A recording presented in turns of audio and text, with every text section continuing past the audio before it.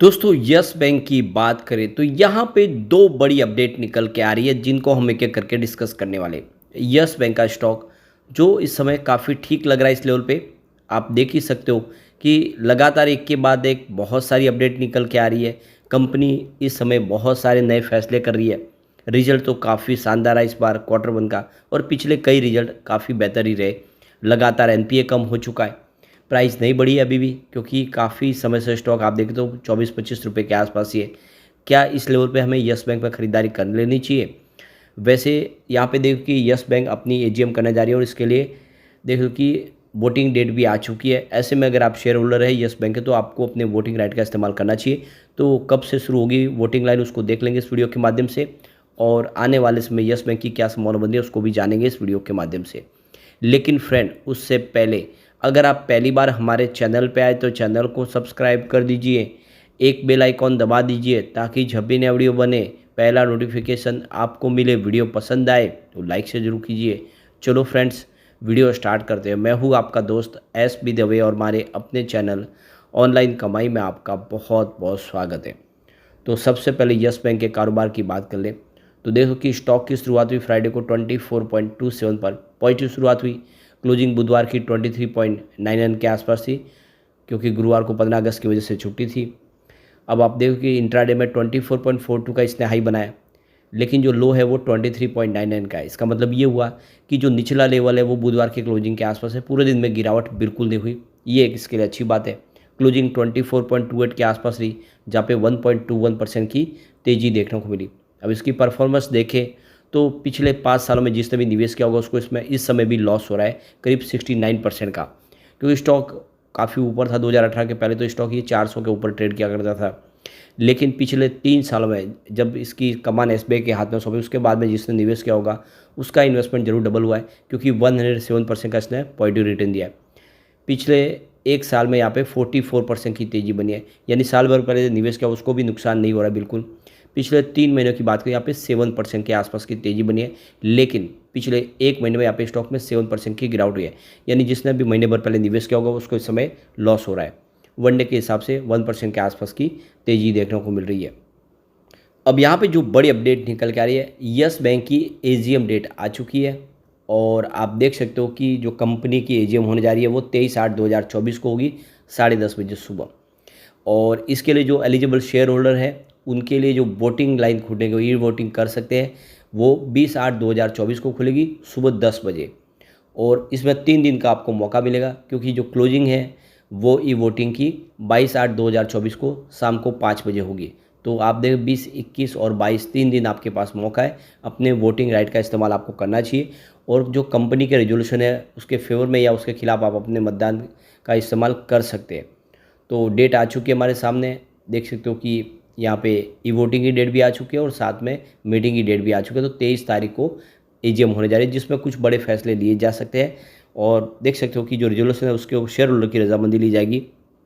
अब यहाँ पे एक बड़ी अपडेट और निकल के आ रही है, देख सकते हो कि एक्सिस बैंक के पूर्व एग्जीक्यूटिव यस बैंक से जुड़ने जा रहे हैं, और आप देख सकते हो कि लगातार एक मजबूत टीम लाई जा रही है यस बैंक में।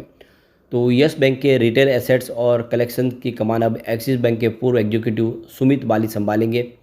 तो देखो कि सीएनबीसी आवास ने जो सूत्रों के माध्यम से खबर दी है उसके हिसाब से देखिए सुमित बाली यस बैंक से रिटेल एसेट और कलेक्शन के कंट्री हेड के तौर पर जुड़ने वाले हैं। एक्सिस बैंक में वह रिटेल लैंडिंग ग्रुप के 16 जून 2024 तक एग्जीक्यूटिव थे। वह आईएफएल फाइनेंस के सीईओ भी रह चुके हैं। अब यस बैंक में अपनी पारी वह बैंक के एग्जीक्यूटिव डायरेक्टर राजन पेंटर को रिपोर्ट करेंगे। उनका कार्यकाल 26 अगस्त से प्रभावी होगा। तो कुल मिला के एक मजबूत टीम लाई जा रही है, अलग अलग बैंकों से, फाइनेंशियल सेक्टर से बहुत ज़्यादा अनुभवी व्यक्ति लाए जा रहे हैं। इसका मतलब यह है कि यस बैंक आने वाले समय मजबूती से आगे बढ़ने को तैयार है। प्राइवेट सेक्टर की बड़ी बड़ी बैंकों को पछाड़ने की तैयारी है। वैसे इनकी सबसे जो बड़ी जीत है वो है यूपीआई ट्रांजैक्शन। अकेले पूरे मार्केट में देखें तो ये नंबर 1 है, 43% का मार्केट शेयर है यूपीआई ट्रांजैक्शन में, और ये सबसे बड़ी जीत है यस बैंक की 2020 के बाद, जब से इसकी फिर नई शुरुआत हुई है। इस बार जो रिजल्ट भी बहुत ही शानदार रहा। आप देखो कि जो कंपनी का जो नेट प्रॉफिट है उसमें सालाना आधार पर 46.6% की वृद्धि देखने को मिली, जो 502 करोड़ तक पहुंच गया है। और कंपनी की जो कुल सालाना आय है उसमें भी 17.5% की अच्छी खासी वृद्धि देखने को मिल रही है, जो 8,918 करोड़ तक पहुंच गया है। तो कंपनी का प्रॉफिट भी बढ़ा है, रिवेन्यू भी ज़बरदस्त बढ़ा है। इसके अलावा येस बैंक की एसेट क्वालिटी में ज़बरदस्त सुधार हुआ है। देख लो कि जो नेट एनपीए है 1.7% था पिछले एक साल पहले, जो गिर के मात्र 0.5% के आसपास रह गया है, यानी बैंक का एनपीए आधा % पे आ चुका है और काफ़ी अच्छी बात है। तो यस बैंक की जो सबसे बड़ी मुसीबत थी उसका एनपीए, और वो सारा एनपीए खत्म होता हुआ दिखाई दे रहा है, और ऐसे में आने वाले समय यस बैंक के लिए जो मुसीबत है वो काफ़ी कम होती हुई दिखाई देगी। अब यहाँ पे इस समय जो सबसे बड़ी गतिविधि चल रही है वो है कि यस बैंक के अंदर जो सबसे बड़े हिस्सेदार है एसबीआई, उनको अपनी हिस्सेदारी यहाँ पे बेचनी होगी, क्योंकि आरबीआई का रूल्स है कि एक बैंक दूसरे बैंक में निवेश नहीं कर सकते। तो अब उनको निकलना होगा, और इसीलिए यहाँ पे काफ़ी ज़्यादा तैयारी चल रही है। तो स्टेट बैंक ऑफ इंडिया इसी फाइनेंशियल ईयर में अपनी हिस्सेदारी बेचने पर विचार करिए, उसका लक्ष्य लेके आगे बढ़ रहे हैं। और देखो कि एसबीआई यस बैंक में अपनी 24% की स्टेक, जिसका मूल्य 18,420 करोड़ के आसपास है, जो मार्च के अंत तक बेचने की योजना पर चल रहे हैं। वही खबर के है कि बैंक की हिस्सेदारी खरीदने के लिए कतार में लगी सुमितोमो मित्सुबिशी के सीईओ भारत आने की संभावना बन रही है। वो आके रिजर्व बैंक ऑफ इंडिया और स्टेट बैंक ऑफ इंडिया से उनके अधिकारियों से बातचीत करेंगे और ये डील को लेकर आगे बढ़ेंगे। तो यहाँ पे देखिए दुबई की बैंक और जापान की बैंक इसको खरीदने के लिए कोशिश कर रही है, और इसके पीछे वजह भी यस बैंक काफ़ी फंडामेंटली मजबूत हो चुकी है, बिजनेस अच्छा हो रहा है और लोगों का भरोसा भी फिर से बन रहा है। और इसका सबूत आपको म्यूचुअल फंड की होल्डिंग में दिखाई देगी। जुलाई महीने की जो म्यूचुअल फंड होल्डिंग निकल कर आई है वो बहुत ज़्यादा चौंकाने वाली है। एक तरफ तो माहौल बनाया जा रहा है कि यस बैंक खराब स्टॉक है, सभी ब्रोकरेज हाउस इसको कह रहे हैं कि इसमें से निकल जाना चाहिए, और दूसरी तरफ म्यूचुअल फंड ने जम के खरीदारी की है।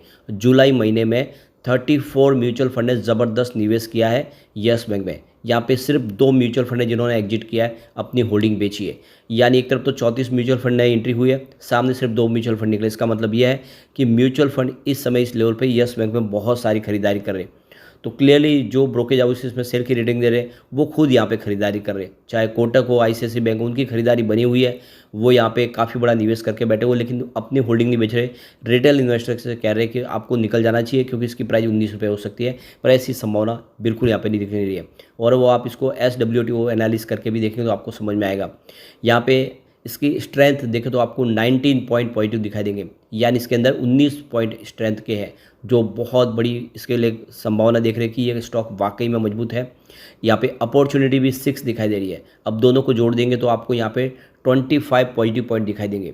इसकी वीकनेस मात्र 4 है और इसके अंदर थ्रेड्स 1 है। इसका मतलब जो कमजोरी के पॉइंट है वो मात्र 5 है, सामने 25 पॉइंट पॉजिटिव है। तो ये पलड़ा जो भारी है वो बिल्कुल पॉजिटिव पॉइंट का है। फंडामेंटली और टेक्निकली भी स्टॉक मजबूत हो चुका है, आने वाले समय बेहतर प्रदर्शन कर सकता है। फिलहाल इसके लिए एक ही प्रॉब्लम है और वो है कि लगातार मिलने वाली सेल की रेटिंग अलग अलग बैंकों की तरफ से, अलग अलग ब्रोकेज हाउस की तरफ से।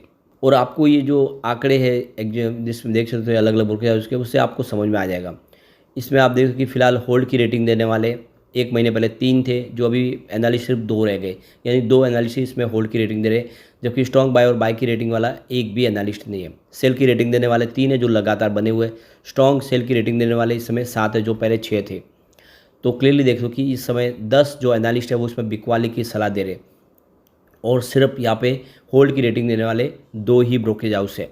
तो यहाँ पे कोई नहीं कह रहा है कि इसमें खरीदारी करनी चाहिए, लेकिन ये एक तरह से ट्रैप होता है रिटेल इन्वेस्टर को फंसाने का, और फिर इसकी प्राइस जब बहुत ज़्यादा नीचे आती है तो वो खरीदारी करते हैं और ऊपर जाके बेच देते हैं, और रिटेल इन्वेस्टर हमेशा इसमें से एग्जिट हो जाते हैं जब कमाने का मौका होता है। फिलहाल टेक्निकल ट्रेंड्स स्टॉक के साथ बने हुए हैं। लॉन्ग टर्म के लिए यहाँ पे सिग्नल बहुत ज़्यादा बुलिश दिखाई दे रहे हैं, शॉर्ट टर्म के लिए जरूर बेरिश है, यानी आने वाले समय इसमें तेजी आ सकती है। फिलहाल शॉर्ट टर्म में कोई बड़ी तेजी की संभावना यहाँ पे नहीं दिख रही है। लॉन्ग टर्म इन्वेस्टर के लिए अच्छा मौका है, डिप में खरीदारी करें, आने वाले समय ये बेहतर रिटर्न दे सकता है आराम से। लेकिन फ्रेंड, कोई भी इन्वेस्टमेंट करने से पहले अपने फाइनेंशियल एडवाइजर बड़े ले ले या अपना खुद का रिसर्च करें, क्योंकि मैंने वीडियो आपके एजुकेशनल पर्पज़ के लिए ही बनाया। वीडियो पसंद आए तो लाइक से जरूर कीजिए और चैनल को सब्सक्राइब कर दीजिए। Thank you friends.